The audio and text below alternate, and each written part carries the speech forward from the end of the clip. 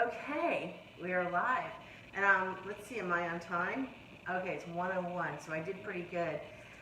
Hey everybody, it's Linda Schulte with Schulte Realty. I am out in an undisclosed location somewhere in Central Florida.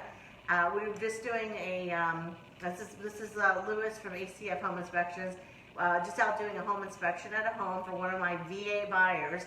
So if anybody was following me on my rant yesterday, about sellers not accepting VA buyers because of some myths or old wives' tales. Is that what they call it? I don't know, that's probably not good to say anymore. But anyway, please, if you are a seller and you're looking at taking offers on your home, please remember to think about VA buyers.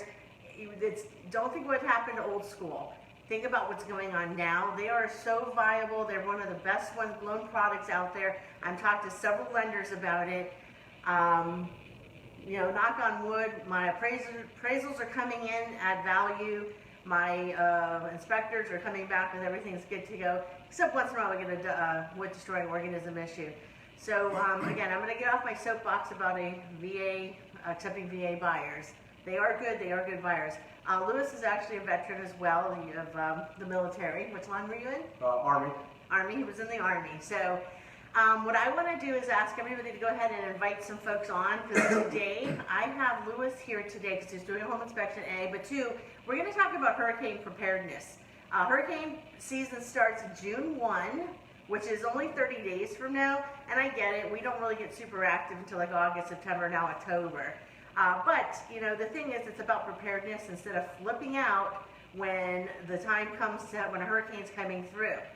I did this last year. We talked about some ideas of what to have in your house to be prepared food-wise. Luis is going to actually talk about how to prepare a home and some other items. So without further ado, I would like for Luis, for you to introduce who you are and what you do, and then we can get into the meat and potatoes of all this. I'm Luis Figueroa with ACF Home Inspections. I've been inspecting homes since 2001. Pretty much that's what we do. We inspect homes. We do wind mitigation, 4-point, roof evaluations, anything under the sun there pretty much that anyone can do in the inspection industry, we do. Okay, gotcha. Well, a couple of things that we wanted to talk about is, you know, what can a homeowner do now in order to have their house prepared now, and then we'll talk about what do you do when the hurricane is a week away or 3 days away or the day of. So tell us, what can we do right now as a homeowner to prepare for hurricanes to our house? Well, right now what you should be doing is, number one, knowing the measurements of your windows and finding ways to protect them. Because when hurricane gets here, even if it's a week out, guess what? You can't find any plywood. You can't find anything to cover your windows with.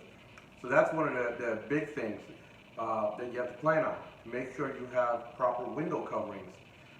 Tape is not a window covering. You can put tape on there, it's not going to do anything for you. It'll hold the glass in bigger pieces.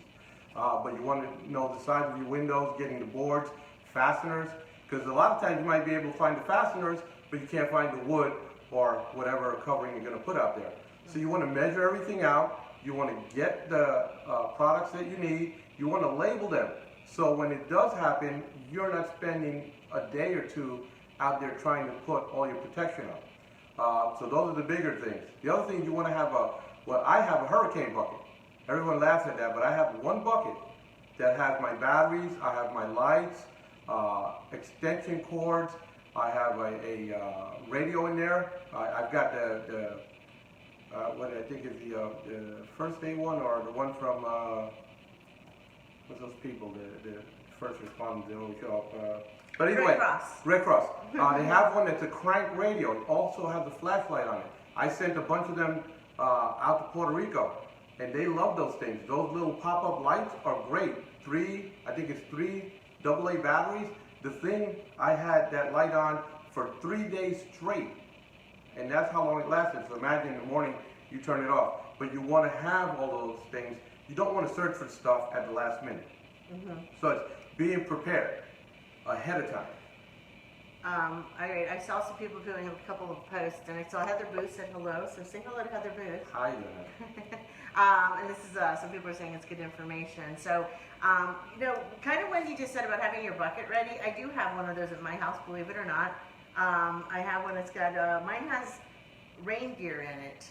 It's got, I'm trying to remember off of memory, it's got a flashlight. I don't have that crank up one. That's a really good idea to have that. And I want to remind everybody, I'm a Florida native. I've been born and raised, grew up in Miami Beach, so I know hurricanes. I have been through them. I did stupid things like walking to the ocean in the middle of them too.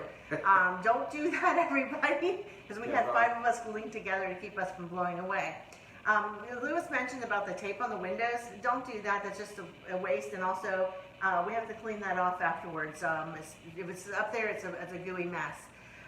So what Luis mentioned about measuring the windows, getting the boards, getting the fasteners, knowing how to do it is another important thing to have out there. What else can we do? And having a support team, because boards are hard to put up. I mean, I did my house myself, and mine's a 2-story. So, but I got some ingenuity behind there. I rented a U-Haul truck and I parked it right next to the house, and I used the U-Haul truck as my stand to put them up. But I know ways of doing it myself. But you want to have the support team. You know, you have a neighbor that you're going to help, make sure they're there to help you. Also, in a hurricane, you want to make sure how many people will be staying with you. So if someone else in your family is not prepared and your house is prepared, you want to make sure you're prepared for everyone. So when you're storing water, food, and stuff like that, don't just say, hey, there's 2 of us, we only need enough food for 7 days, so we buy 14 granola bars. No, you want to make sure that you have more than what you need, and for anybody else who you can help in your neighborhood. Yeah. The last hurricane, no one in my neighborhood had a generator except for me. So guess what? I was the Red Cross there. Everyone was coming to my house, charge their phones. I had a little table out. They bought their coffee pots. They made coffee. They were heating up food. I had my refrigerators running, so I was giving ice away and stuff like that. So you want to be prepared to help others in the neighborhood as a team, so that you're also, you know, a little more of support for one another. Who brought the beer? Okay. Oh, yeah, I kept all of mine in there. I didn't give that out. That's, all right. You know. Yeah, that's a good thing. I mean, get with your neighbors and have a support. I mean, in my neighborhood, there's one way in and one way out. Last year, a tree went down and took down a power line. You couldn't get past the tree, let alone the power line. Once the power line was secured, then everybody in the neighborhood got together with their chainsaws and so forth. But you know, that's another thing too. Just I'm going to add something. We're talking about preparedness, but during the hurricane, don't go outside until they say it's okay to go outside, because there's a lot of safety issues out there. So what else can I'm going to do a little tip about pets. So, you know, when the hurricane's going on, pets still got to go potty, and they can't go into the toilet, at least unless they're a potty-trained cat or dog, which I don't think you don't have. But, you know those plastic pools, the kids' pools that you have that they sell at the toy store? Buy one of those and then get some grass, like sod, and put it in there, and put it into the garage. I think they have it, if you search online, they have like an artificial one that you can use, and it's washable, and they have it specifically for that, for the hurricane season, when you can't take your pet out. Okay. You know, you want to make sure you have their food, and I know they get nervous, so you want to be able to comfort them also. You know, and on a hurricane, you also want to make sure that your house is not the dangerous one.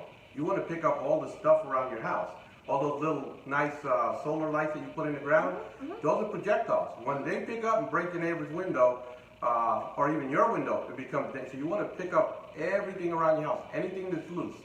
You want to pick it up, put it in your garage. On my house, I had to rent a U-Haul truck, and I had all my patio furniture, and my wife has the garage full of stuff, so I can barely make it in there. So I stored all my stuff in the U-Haul truck.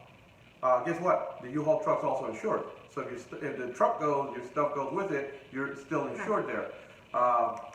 So my mistake was I was helping everybody else, and I had 3 windows I couldn't protect on the first floor. So I took the U-Haul truck and parked it in front of those windows to help protect it.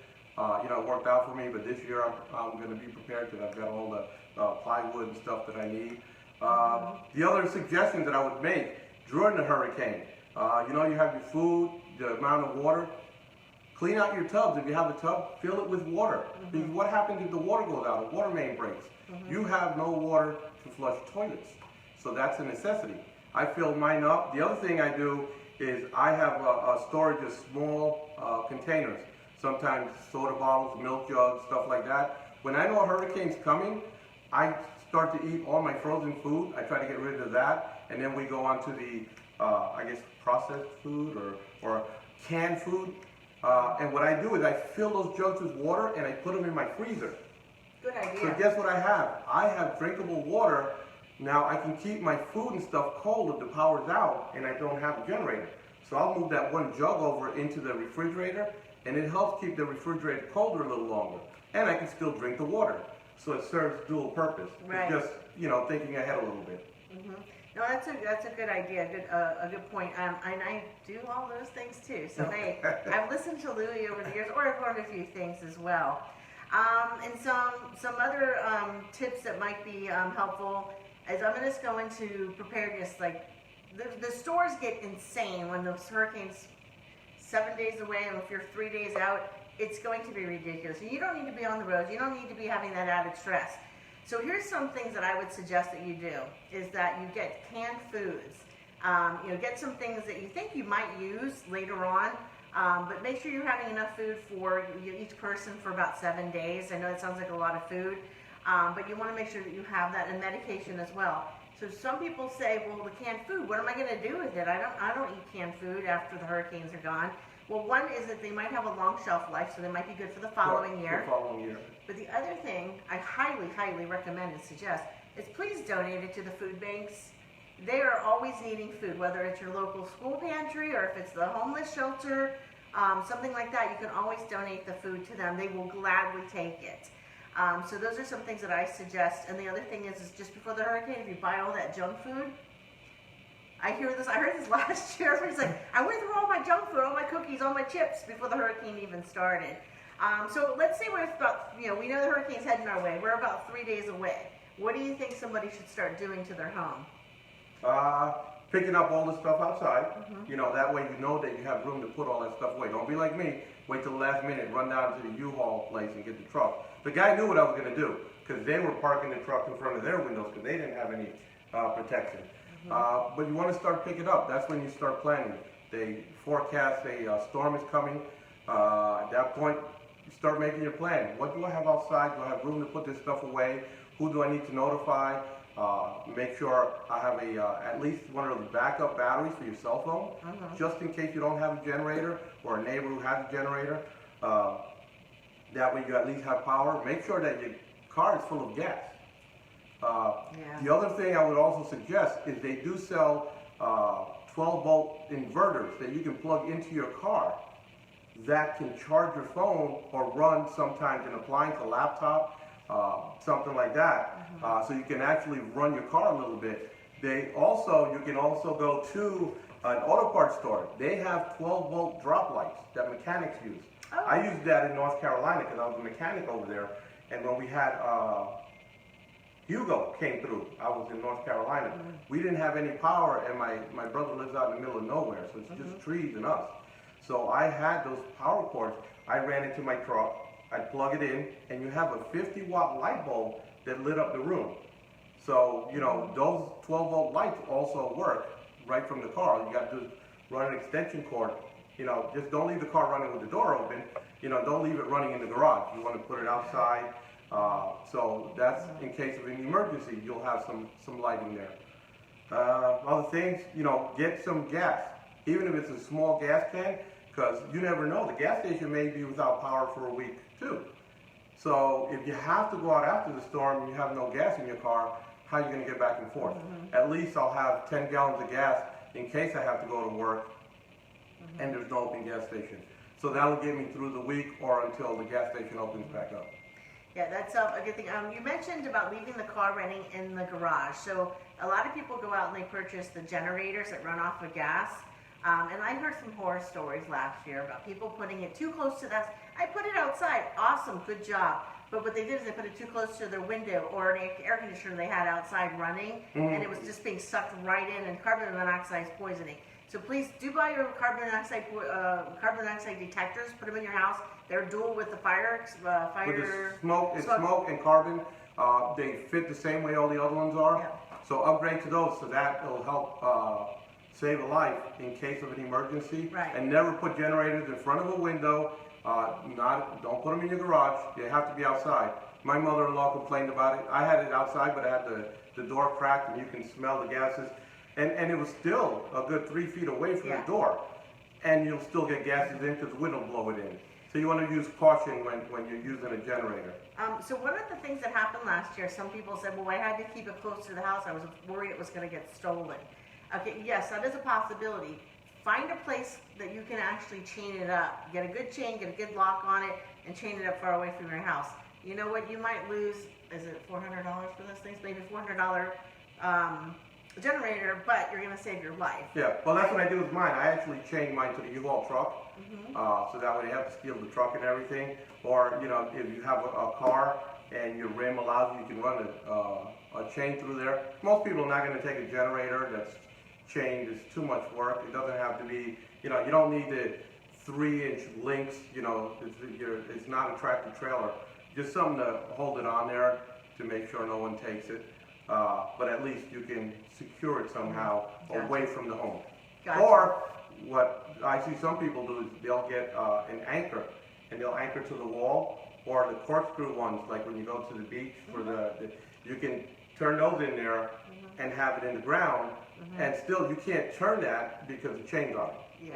So even those temporary measures can hold the generator in place, because they just go right into the grass, and then you just put the chain on it, wrap it around the generator, and that should prevent anyone from taking it. Right. So it's about protection of your property, but you know, I think life is more important to protect. And you know, one of the things too, I have learned over my years of living here, people say, we went through all this and it never happened. Just so you know, we've got, it looks like we have 13 tropical storms are forecasted to form, and 5 of which are supposed to be a hurricane. So that's, you know, something to keep in mind. So we want to go and be prepared. We want to go through this exercise and for it never to hit us. That is what our goal is. So don't ever say, I went through all this and nothing ever happened. You should be like, excellent. They have that saying, it says, it's better to have it and not need it than to need it and not have it. That's like insurance, right? That's it. So, one other thing, talking about insurance, so thank you for that segue. If you're buying a house, and you're something called, you have to bind your insurance. You have to get your insurance. You haven't bought the house yet, but you want to get it, bind it. You want to have your home insurance, if you bind it, because they could actually stop issuing insurance claims. Oh, yeah, when there's a named storm out there, they'll stop issuing insurance. Right. So they won't write the policy. Yeah, and I don't know if any of my insurance folks want to email here and tell me. I think it's when it's within 100 miles of Florida, but I'm not. Don't quote me on that one. But that's something you want to be thinking about. Go ahead and do it. It doesn't mean you have to go with the insurance, but at least you've got it in place. The other thing too is if we go through a hurricane that actually hits us, and you're in the process of buying a house, you're maybe a week or 2 away from closing, you will more than likely have to have that home re-inspected. I know it's a pain, I know it's irritating, I know it costs you money, but it's just what you have to do. You know, in this world, you don't want to just like, oh, dude, I'm not going to do anything about it. You want to make sure your home is in good condition from the storm. Yeah, it didn't sustain any damage from any of the storms. Yep. Your mortgage company is going to want to know that, your insurance company is going to want to know that, and you as a buyer, you're going to want to know that. So please don't get frustrated over these things. I get it, it's an irritation, blah, blah, blah. But you know what? You just want to make sure you got a good house going on when you close on it. So. And one other thing there, if you have a house that has a pool, do not drain the pool. I've heard that before. You know, people say drain the pool. You don't want to drain the pool. That pool will pop up and it will be expensive to fix. One of the good things that you can do, if you have like plastic lawn furniture out there and you don't have room, you can throw it into the pool. It will actually sink to the bottom and it'll be safe in the water there. Yeah. So if you don't have any room and it's just furniture that you have out in the back patio, it's already partially designed to be outside. Putting it in the water for a day or 2 isn't going to hurt it. So that's one of the other things you can do with your patio furniture if you have a pool. And think of it, you're cleaning it then. You don't have to worry about cleaning it. You're cleaning it. Just don't put your grill in there. Do not put the grill in there. It will Oh, really? that's not good. Wait, Jason says don't throw the furniture in the pool. Jason, if you're listening, tell us what's the reason behind that, because I always remember, Jason, back in Miami Beach, we always threw all the furniture in the pool. And maybe he's saying it because he used to have to go fish it out. That's my nephew, Jason. Oh, okay. He used to make the nephews and nieces go fish out all the furniture out of I think it was a 12-foot deep pool. Yeah, you look for the neighbor who goes fishing, tell him to get his gaff, he'll help you pull it out. There you go, there you go. All right, well, we try to keep this to about 20 minutes, and as you know, there's so much information that we could go over with you guys. I'm going to try to pop in here again, maybe on May 30th, and talk a little bit more about hurricane preparedness. It is something, oh, he says it can crack the pool surface. That's why he said don't put the furniture in there. So. Oh yeah, not the heavy furniture, not the metal stuff. Yeah, so the light, the light, you know. the chaise lounges. Yeah, the little plastic. Is that okay? Would that be okay, Jason? The chaise lounges. Yeah, don't throw in the heavy metal tables and stuff like that. No grills, none of that stuff. No grills. So just the plastic right. stuff. You know, just a general statement too. You're having complacency when you say, oh, nothing's ever happened, the hurricane never came through, never hear this. You know, what happens when we become complacent? If we remember back in 2004, we hadn't had a hurricane in like forever. And I mean, boom, boom, boom, we got hit with 3 nasty ones here in Central Florida because we were not prepared. So I think that should have taught us a lesson, the same way back in 1992 with Andrew in South Florida. So we've learned our lessons, and every time we should be learning more and more how to be prepared for it. So I just have to say, don't become complacent, like nothing's happened, nothing's occurred. I'm native Floridian, I have a tendency to actually feel that way.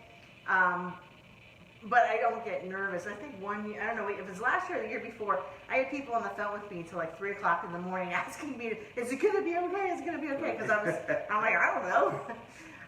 You know, just like stay inside of a hurricane safe room. I don't know. But yeah, please don't be complacent about it. Always be prepared. Buy your food early. Get your batteries early. Again, if you buy way too many batteries, like I'll never use these and before they go bad, find a charity to give them to. I mean, do something good with it. And they don't expire that much, so just don't go overboard. Just know whatever kind of light you're going to use, and most of the ones, the LED ones, will last a long time. If you take those, test the device out, because that's what I did when they had the hurricane in Puerto Rico. I wanted to know how many batteries they were going to need, because I didn't want to send too many. So I tested the light. I left it on for 3 days straight. And on the 3rd day, at the end of that day, was when it started to die out. So I'm figuring, okay, if they have so many of these, they're good for so many days that they're going to need it for, they need this many batteries. So you have to do a calculation, not just go out and buy a million batteries and then you have a garage full and you don't know what to do with them. So, you know, just buying in moderation, but know the capabilities of the items that you're using. Like a generator, you got a generator, some generators waste more fuel than others, depending on the load. So you got to figure out the maximum load, how many gallons am I going to need to run that generator for, let's say, a week if I'm without power. And then, you know, the gas is not going to go bad. You can use it in your car. So it's just being prepared. You know, like the food, buy non-perishable food. My wife will feed me all the canned food after the hurricane for the rest of my life. You know, but I'm an Army guy, so I'll eat Spam and corned beef hash all day. What are they, MRs? What do they call those things that you guys MREs, yeah, I didn't eat those.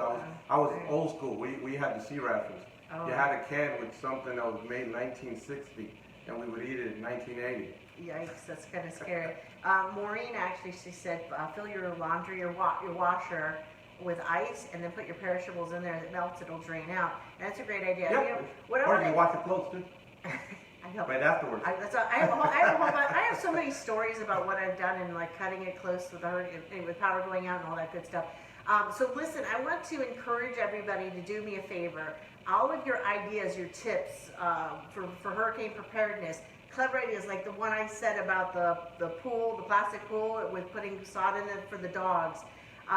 Any kind of tips that you guys might have that would help everybody out, being prepared for hurricane season, suggestions, ideas. Why don't you shoot that over to me, and I would love to just be able to put it all together and present it. If you do that, I didn't have this planned out, I promise you. But if you do that, I'll put you into a drawing for a $25 gift card to Starbucks. If you don't like Starbucks, just tell me. I love Starbucks personally, but you're going to send it to my email address. You can see my spelling of my last name is here, Schulte. So you're going to send it to Linda@SchulteRealty.com. So shoot me an email, Linda@SchulteRealty.com. And we've been on here for more than 20 minutes. I want to thank you again No for problem. for your Anytime. service to our country. Thank you. Veterans rock, and for being on here with me again and talking about hurricane preparedness. I know you'll be back on again because you can't stay away from my cameras. Yeah, So Wanda's schedule. yes, Wanda will schedule it. Even though I know I drive your wife a little bit crazy, but it's a short trip, Wanda. On there. All right, well listen, I'll be back on next week on Thursday. I will tell you who's going to be on next week. Sometimes we have to do a little shift in the scheduling due to things that come up, whether with me or with my vendors.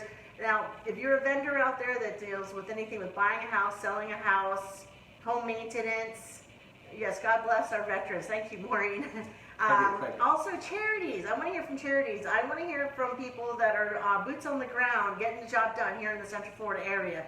So if you or know of somebody who's a charity 501c3 here locally, please get in touch with me. It's Linda at SchulteRealty.com.